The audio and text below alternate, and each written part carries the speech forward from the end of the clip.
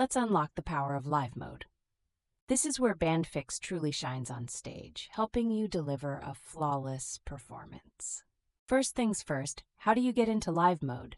You can start it either by opening a specific song or an entire set list. Once you're in a song or set list, just tap the menu button in the top right corner and select the Go Live option. Here's a pro tip for you. If you start live mode from a set list rather than an individual song, you'll have the awesome ability to quickly switch between all the songs in that set list without ever having to leave live mode. Once you're in live mode, Bandfix can present any section of your song full screen. Currently, we see the lyrics and chords section with its color-coded parts. But what if we want to see something else, like a PDF or a music sheet? Just use the menu in the top right corner, select Present Another Section, and then choose the section you want to bring to the front. And the great thing is, Bandfix remembers your preference, so the next time you go live with that song, it'll present the content just as you set it up before. Take a look at the page header in live mode. It clearly displays the name of the song you're currently presenting. You'll also find some additional handy information about the song, like its tempo and time signature, tucked away in the bottom right corner. Now, one of the most crucial features for live performance, transposing chords on the fly. In live mode, you can do this quickly. Open that top right menu, select Transpose, choose how many steps you want to go up or down, and Bandfix instantly changes the key for that section. You can also use two-finger swipe gesture. Swipe 2 fingers up or down on the screen to transpose the chords 1/2 step at a time. And importantly, please remember that any transpositions you make here in live mode do not affect the actual saved song data. These changes are only for your live mode. By default, Bandfix tries to fit your content full screen. If a section is too long to fit, you'll naturally be able to scroll it vertically. But you have a lot of control over how Bandfix presents this content. First, you can change the content fit mode. Open the menu and select Change Content Fit Mode. If you start in, say, Fit Horizontal mode, you can switch it to Fit Screen. Now, sometimes Fit Screen might make the text a bit too small to read comfortably from a distance. But don't worry, we can fix that.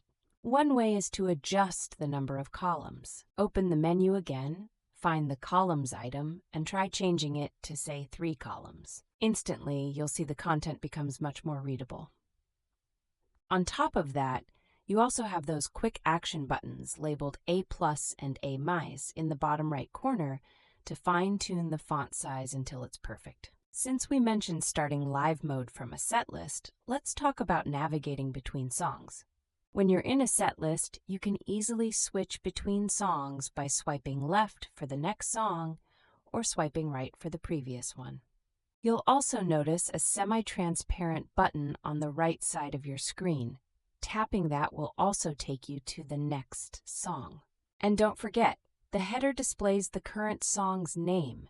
You can even tap right on the song name in the header to quickly jump to another song in the set list. Okay, let's switch back to Fit Horizontal mode with 2 columns.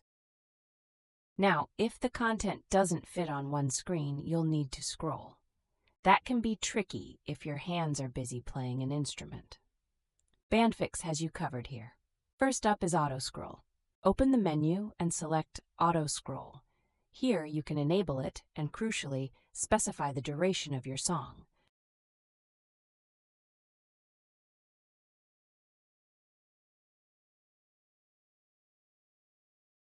Once set up, a special button will appear in the bottom right corner to start or stop the autoscroll.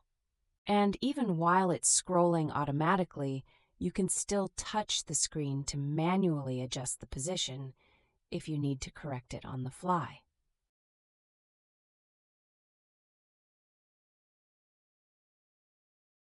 Now, for an even more professional setup, let's talk about using Bluetooth foot switch pedals to control Bandfix remotely. Let's walk through connecting a pedal, using an AirTurn BT500 as an example, but remember you can use many other Bluetooth page turners. An important step: make sure your Bluetooth pedal is not already paired to your device through the device's system settings. Bandfix handles the pairing directly. First, in live mode, find the Bluetooth button in the bottom right corner. Tapping this will open a dialog, and Bandfix might ask you to grant Bluetooth permissions. Please allow this. Next, you'll need to enable Bluetooth remote control within Bandfix. Now turn on your pedal, and in Bandfix, tap the Add Device button. Bandfix will search for nearby devices. Locate your device in the list and wait for Bandfix to connect. Your device will likely ask you to approve the pairing request. Please confirm it.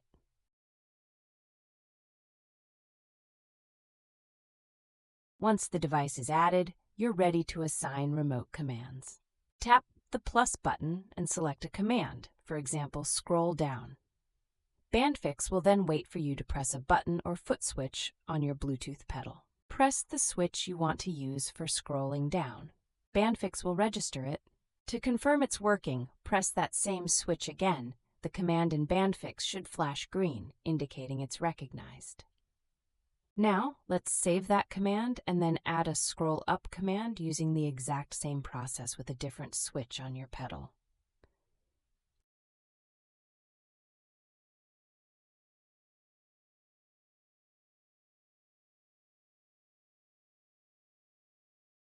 Once you've added your commands, tap the Save button. You should now see that the Bluetooth button in Bandfix has turned green. That's your signal that your pedal is connected and ready for action. Now, when I press my scroll down switch on the pedal, the song content scrolls down automatically. Pressing my scroll up switch scrolls it back up.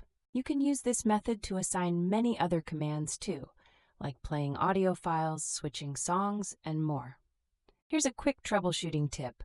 Many Bluetooth pedals are recognized by iOS and Android as external keyboards.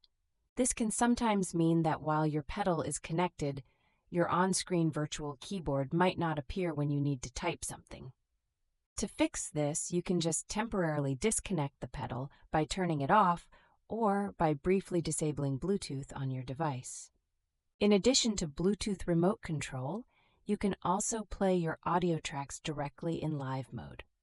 In the bottom left corner, you'll be able to select any audio track you've previously uploaded to the song. You can then play it either by tapping the on-screen play button or by using a command you've set up on your remote Bluetooth device. And just like in the regular song view, you can change the speed or key of the audio file right here in live mode by tapping the little cog button next to the audio controls. Finally, if you've specified the tempo and time signature for your song, you can also start a metronome. You can do this either from the main live mode menu or by tapping the dedicated metronome button found in the bottom right area. And that's your comprehensive guide to using live mode. With these tools, you'll be more prepared and confident than ever for any performance.